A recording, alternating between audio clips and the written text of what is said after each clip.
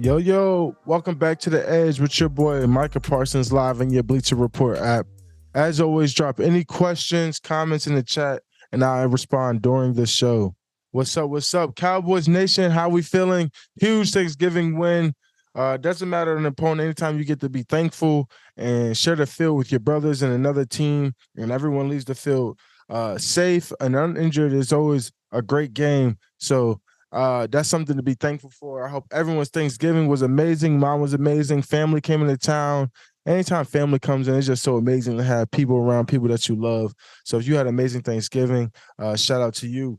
But anyway, let's get right into it. They want to talk about the Thanksgiving fit of mine, the ideas, the thoughts, the emotions behind this fit. I want to first say, I wanted to come out because this is the America's team, and I just felt like I was like American gangster, Frank Lucas, just like that. Me and my guy Ricky, Soto and Co. Shout out to Soto and Co. For putting this together. But that blue magic right there, that's kind of how I was feeling. With the drape coat, I wanted to bring it back like I was in the 90s. So that's kind of, something special that we put together. And the energy, look at the fans, the energy running to the stadium again. That's what we love to see. I think that's what's different about Cowboys Nation, how thrilled they are. Look how excited they are to be into the stadium, how excited they are to be with us, because they know it's going to be an amazing day. And it was. We did make history that day in a lot of ways, and we're going to get into that in a little bit. Look at this Thanksgiving sign. There's nobody like Cowboys Nation. That's point blank, period. Dak and Cheese, Pollard and Greens, Parsons Pie, and CD Lamb. That's a 10 out of 10 sign right there. And that needed to be plastered all over walls for every Thanksgiving. And that's as simple as that. People want to talk about halftime shows. I was not able to watch any halftime shows, sadly. With Dolly Parton and Jack Harlow, I was not able to watch any of those halftime show. But I heard a lot of comments about it, and my mother always told me if there's not nothing to say, not something nice to say, don't say it at all. So that's just kind of how I feel about it. And we got some cool stats and records at home that you guys should obviously know. Cowboys have not trailed a single second at home. It just goes to show you how good we are at home. And guess who's that? Because that's because of Cowboys Nation. I understand we travel and y'all make some games for like home games and the energy is amazing, but there's just nothing like playing at home in front of you guys because you guys take it to another level. At this point, we need to win out and do everything in our possible so we could be at home with you guys multiple times this postseason because it's going to be very fun. Something cool about me that, they felt like we should share to the world. I joined Dwight Freeney and Reggie White as the only players with 11 plus sacks in each of their first 3 seasons. So it's kind of something I feel proud of, something I take a lot of work into, going into how great I want to be. I just got to be continuous, though. I never want to stop. I want to keep being great, daring to be great and keep chasing these guys because you're talking about 2 of the best to ever do it. Dwight Freeney and obviously Reggie White was a man amongst men, and he was one of the greatest ever, if not the greatest ever. But the big story is not about me. I'm always a believe it's all about my teammates. And the biggest story of them all is DaRon Bland, record-setting 5 interceptions, 5 pick sixes for return for touchdowns in one season. Holy moly. I mean, this is greatness.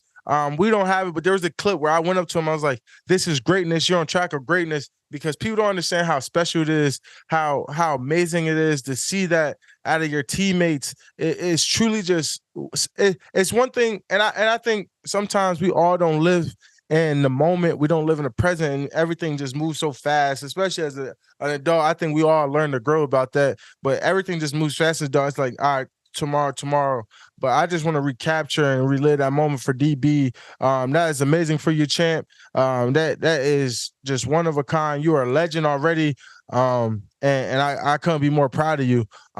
This is the energy in the locker room. This is something that like you could tell the energy in everyone, how quiet he is. This is definitely not his type of moment. That's the type of player and friend he is. He don't ever want to be the main stage, but we're also proud of him. He had to get that type of moment. Darius Slay, and I say that he should be defensive player of the year, and that's 100% right.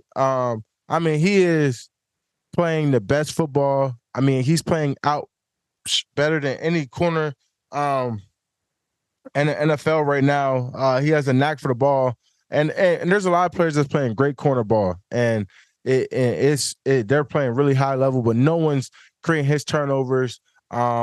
And I think what will lock it in how he goes against the Eagles again next week. He has DK Metcalf and Tyler Lockett again this week. He'll also have a chance at Stephon Diggs and Gabe Davis, and he'll also have a chance at Tyreek Hill, Jalen Waddle. I think if he could sustain this for these next 4 or 5 weeks, he will be a lock for Defensive Player of the Year, without a doubt. And I think also it'll be in a conversation for MVP if he could create 2 more turnovers for interceptions. Because right now, if he's not a lock already at Defensive Player of the Year, which he should be, he will be a lock by the end of the year if he keeps going and maybe getting that conversation for MVP, because this is a season that no one's ready for. And I think we should honestly get into who could be in my top MVP candidate, because, Dak Prescott, he's playing the best football. He had another big game, 22 for 32, 331 yards and 4 touchdowns. Dak even grabbed a turkey leg out the Salvation Army kettle in the fourth quarter. That was always Dak's idea. He was like, "Yeah, I know there's turkey legs in the bottom of the Salvation Army thing." But I mean, bro, like, he is playing amazing football, leading in touchdowns. I mean, his QBR is number 1 in the league. He is playing great football.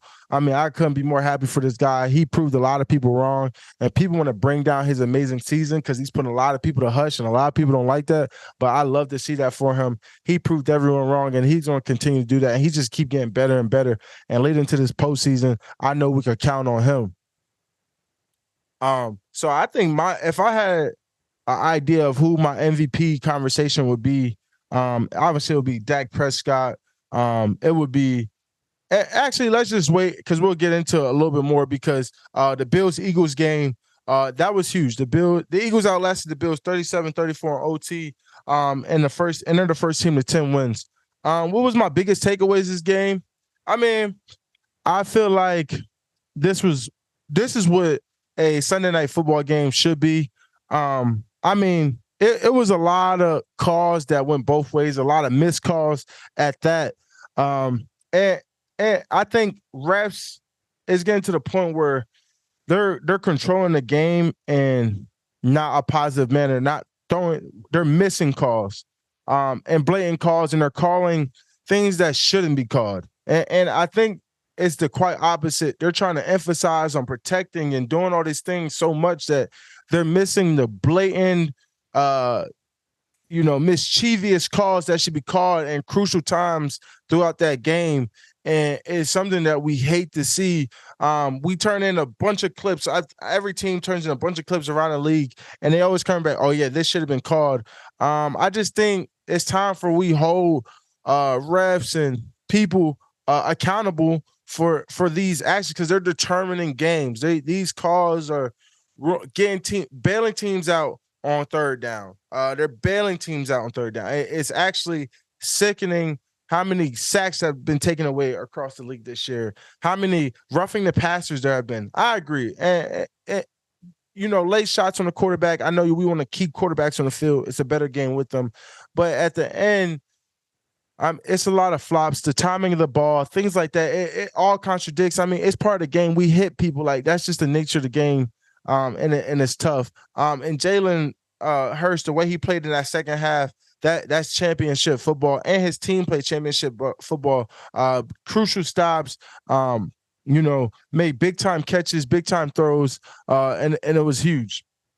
And you kind of could put Jalen Hurts in the MVP conversation, just because their strength of schedule, who they've played, and how he's been able to win games in clutch moments. He should be in the MVP. He wouldn't be my leader, but he will be, obviously. I think he's a top 4, top 3 candidate for MVP across the league. And if I'm naming, two, I think my 2 quarterbacks, it would be Dak and Jalen. I think they're playing some of the best football right now. And then outside of them, I think it would be Tyreek Hill. We're talking about non-football. Tyreek Hill, it would be a Myles Garrett, or and it'll be a DaRon Bland, of course. I think them five should be in this MVP conversation, point blank period. I don't even think we should even put some QBs in there because they're not playing at the same level as other players around the league. Tyreek Hill over 1,300 yards already, first ever. Like, this is abnormal stuff. I think this has been an abnormal season. So much greatness. I think Tyreek Hill is going to break Megatron's record. That's the type of season he's having, and I think he's going to do it. But is it unfair to blame Josh Allen if the Bills missed the playoffs? Josh did play a very good net game, and this is the type of player that Josh is going to be on a Sunday night game. Anytime it's a big time game, I think Josh Allen's going to show up. I think there was times where his defense could have got bigger stops, bad plays on the ball and things like that, and kind of really bailed them out. But their defense also made crucial stops. They made big plays. Josh Allen's now 0-6 in overtime games, and the Bills have 101 plus point differential. So that means they're in great position. They should be winning games. They shouldn't be, under 500 team. They should be realistically an 8-3 team like most teams. That is crazy. Like, the point differential, he's playing good ball. I just think the turnovers and the big plays that they're giving up in crucial times is really hurting that team. And it's painful to see because Josh Allen, yes, some of his turnovers are bad, but he is playing really good football outside of turnovers. So I hate to judge him just on that. And trust me, I know how that feels. I think Dak was playing really good football, but he had a lot of turnovers last year, and people kind of blamed him for that and kind of made that a focal point. But now they're saying this year it doesn't matter. Controversy, how you want to look at it, but turnovers hurt the team a lot. It's give and take. I don't think turnovers are the end of the world. I think your defense should get stops, but they are playing good football, and Josh is playing good football outside of the turnovers. So it's understandable why people are saying it's Josh, but I really don't think it's all Josh. And that's just period, just like that. And then obviously the best team in the East, I think, in the AFC is the Ravens. They beat the Chargers Sunday night. They're currently 9-3, number one seed in the AFC. The Kansas City is the number 2 seed at 8-3 as a tiebreaker over Jacksonville. Jacksonville took down CJ Stroud and Houston on Sunday, and now 8-3 and number 3 seed in the AFC. I think the Jacksonville Jaguars are a sleeper team. There's times where Trevor Lawrence looks amazing. There's times he doesn't look the most amazing, but I think if he can play consistently towards this December stretch and this tough stretch that they have and going into playoffs, Jacksonville Jaguars will surprise a lot of teams. But right now, I think between that Ravens defense is one of the best in the league. With Patrick Queen and Roquan Smith, what they're able to do together is truly special. And their back end is playing at an elite level right now. So the Ravens are the number one team. It's hard to take that away from them because I think Zay Flowers has stepped up for them offensively in a huge way, and Odell Beckham and Lamar is playing at MVP level also. So I don't want to also throw out Lamar because Lamar is also playing at MVP level. If I'm really looking at it, they're playing amazing right now. And then a comment that people thought was controversial, Trevor Lawrence comments, wanting the teams in his division to be as bad as possible. Honestly, it kind of makes it harder to win games when your team is so good in a certain division. Going into it, a lot of people said the NFC East would be one of the best divisions in football. And obviously, you really never know how teams are going to pan out. Some teams might hit and get the players they've been missing and make crucial stops and, turn their season around in 1 year, like the Texans.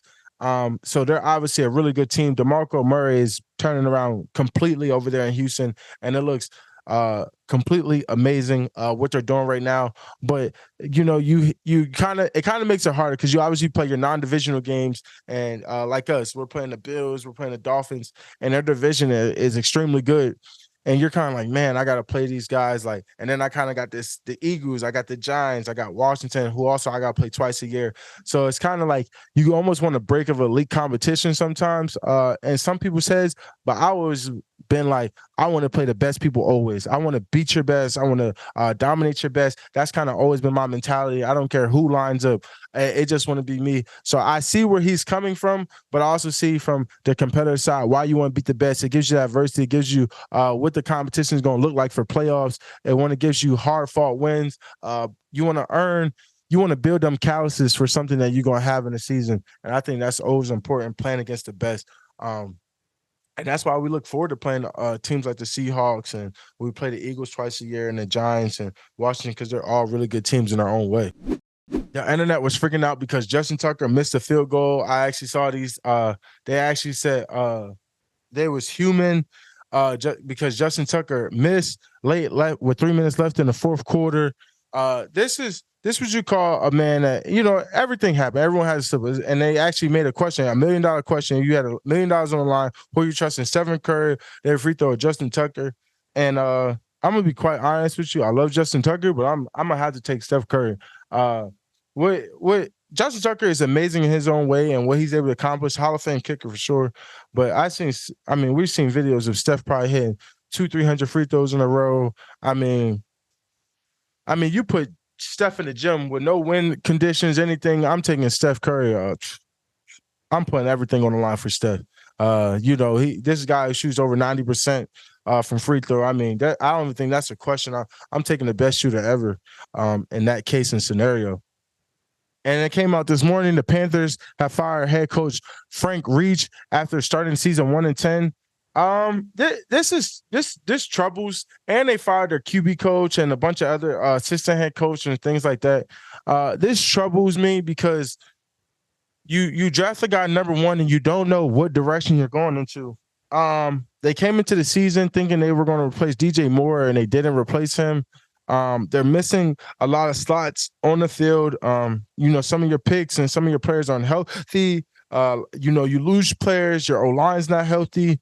And so now you have this number one quarterback, and you give up so much for Bryce Young, and you don't know what direction you're going into. So now the question is, like, you got this young kid, and they gave up DJ Moore. They gave up a first-round pick, which would be Darnell Wright, second-round pick Tariq Stevenson, and actually next year it's the first overall pick. And you give up all of this for a QB, right? And I think Bryce Young is going to be a great QB, but I think what's crucial that, CJ Stroud has structure. They have a system. They're building around him. They're doing everything he can be to make him great. That's what DeMeco Ryans doing. And over there, it's like they don't know quite how they want Bryce Young to be, where they want to build the system around, what do they have in place, and things like that. So I think that's why it's really unfair for to make that statement of who's going to be the best between CJ and Bryce, because I think they're both are crazy talented. They're both top picks for a reason. But I just don't understand the move because they had their head coach last year, who coaches at Nebraska now. And it's like, how many times are you going to keep changing coaches? You're going to bring guys in before you give a chance to say, hey, this is our guy. We're going to build around him.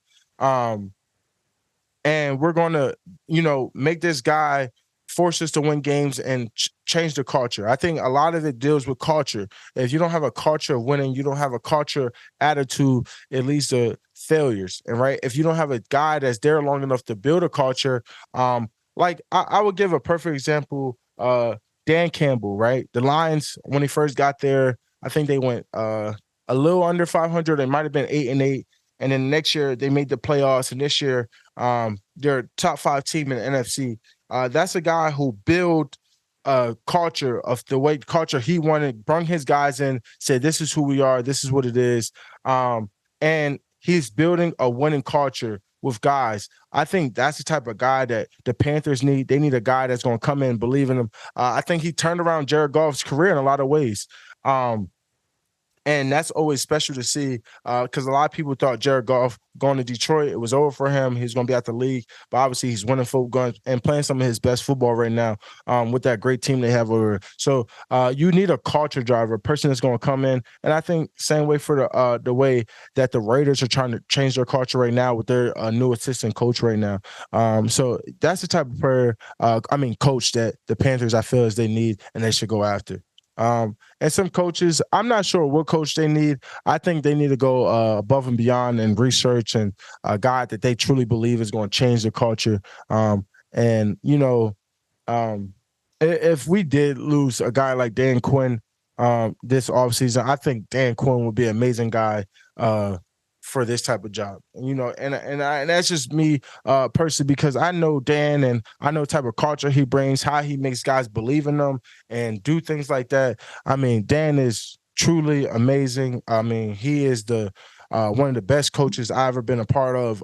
He is a pure culture guy, and he does amazing things, and he is just so he's just a man with many words and visions that I think he spreads love and awareness across the room. So that's a guy I truly believe in. And I'm going to get into my next topic, because this is something where I kind of been hitting on when I said that the league is an offensive league. And Tom Brady kind of hit on it. It was a clip going around last week, Tom Brady saying there's a lot of mediocrity in today's NFL. And let's listen. I think there's a lot of mediocrity in today's NFL. Yeah. I don't see the excellence that I saw in the past. Why not?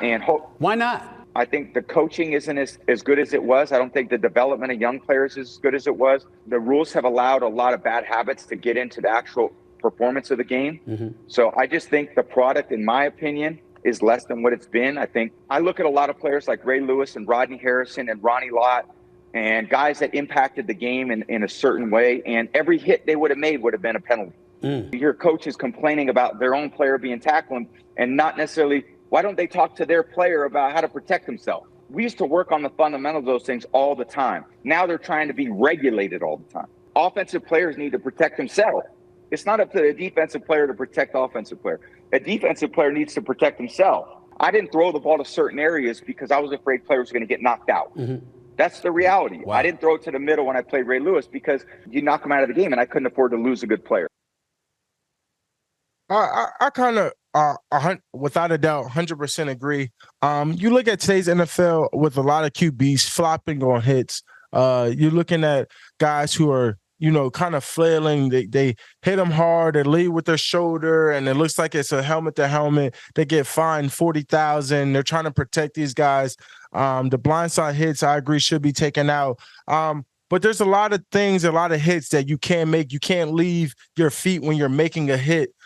This is 100% correct. They're protecting a certain amount of guys so that way they, like a guy, perfect example. Kareem Jackson's been fined an absurd amount this year, I believe over $100,000. And all the hits he made were very legal hits. But because guys are trying to slide, or they don't know how to protect themselves, or they're not sliding in time, they're finding this man and suspending this man of games because he is playing football the right way. I think Tom, even at a point in his career, he took advantage of the rule change and he let that be in his favor. He let these rules that they knew they were changing into his favor. Even Tom would look for calls and say, and this is true. Tom will look for late hits. He will look for, if his wide receiver got hit the wrong way, and he would sometimes get those calls. And that's just the reality of it.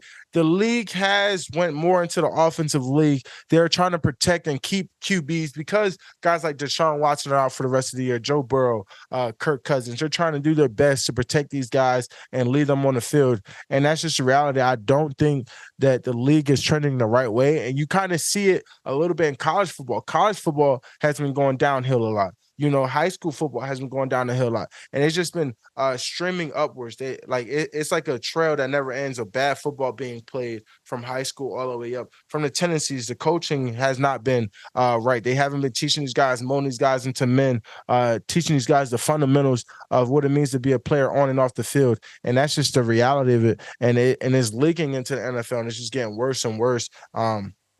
And I just don't think it's the same love and protection towards defensive players at that. So I 100% agree with Tom. I think there's players and there's teams that takes advantage of these rules. The fact that, a quarterback can run at you full speed one play and give himself up, and then the next time act like he's sliding, or you may think he's about to slide and he could juke out, and you go with the same energy and you hit him because you don't know if he's fake sliding or he is sliding. And you might get a penalty, and you might get a letter in the mail because you late hit this quarterback. I just think it's outright ridiculous. You either can hit the guy or you can't. I don't think there should be a in and out. There shouldn't be a certain rule where, if he gives himself up, you're playing football at full speed. You're not playing football at 50%. I think that's the reality of it. you're playing football to hit the other team and get your team in the best position to win. You're not worried about what this guy's doing. Like, I can't focus on tackling this guy while I'm focused on, oh my gosh, this guy's sliding. I need to get this guy to the ground. So this is something that's mind-boggling to me.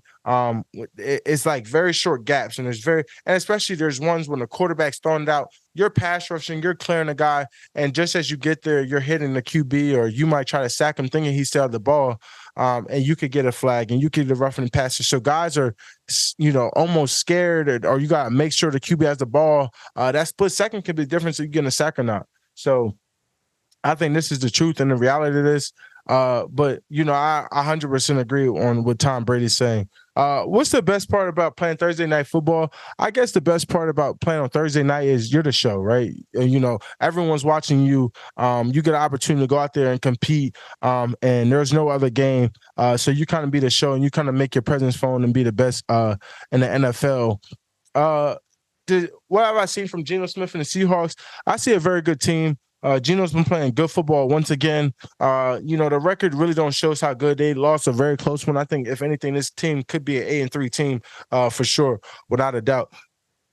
So we're definitely got our hands full. It's going to be a great game, Thursday night football, and can't wait to see you all there. Let's take some final questions from the chat.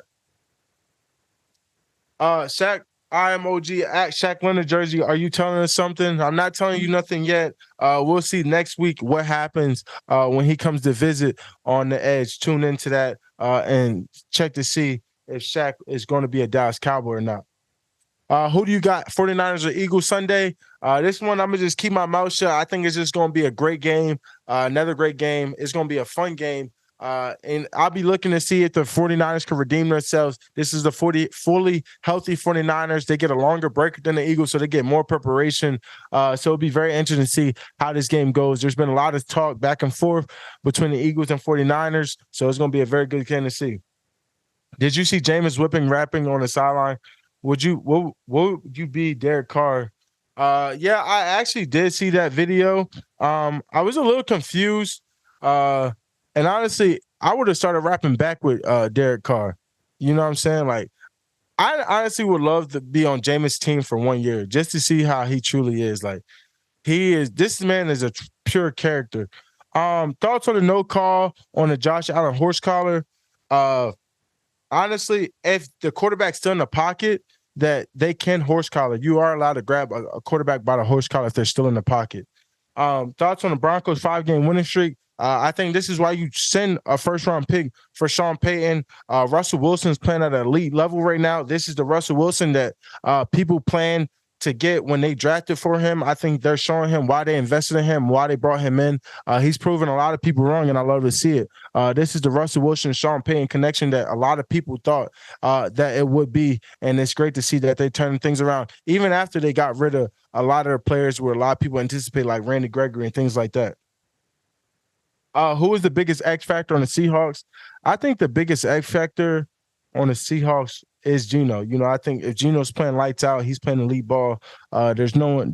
They're hard to beat. I think when he's in rhythm and he's doing what he does best, they're very hard to beat, and he's the ultimate competitor. Your QB has always got to be your biggest X factor. What is your cleats for clause?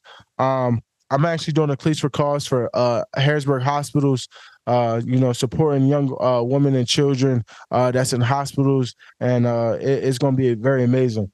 Dak is MVP. His stats would be even better if he wasn't sitting out in the fourth quarter most of the time. 100% agree. When we're at home, Dak's missing in the fourth quarter. He's probably sitting on the bench rooting for other guys. I mean, he's playing at elite level, and I don't think no one should take that away from him. And that's just the reality of it. I think just because his record isn't the best and he's still competing, I think he's playing some of the best football in the National Football League, and it's simple as that. He's almost top 5 in every category as a QB, which is very hard to do. Who is your biggest inspiration? My biggest inspiration is my family, my kids, man. They're my pride and joy. They give me everything I need. They're my reason why. They're the things that they just really, when I come home and they scream my name and they look forward to seeing me, it really makes my day. It's something truly special. So my kids would be my biggest inspiration. If you got kids, you understand they give you everything in life. They give you your why. They give you because you got to raise them in such a certain manner. We talk about kids every day and almost in the D-line room and how we should raise our kids and give us feedback. So my kids will be my true inspiration. But anyway, I thank y'all for tuning into The Edge live in the Bleacher Report app. Thank you for giving me your time, your ears, and I have the opportunity to drop game and knowledge on y'all. I'll see y'all next week back on The Edge with your boy Micah Parsons. Thank you and appreciate you.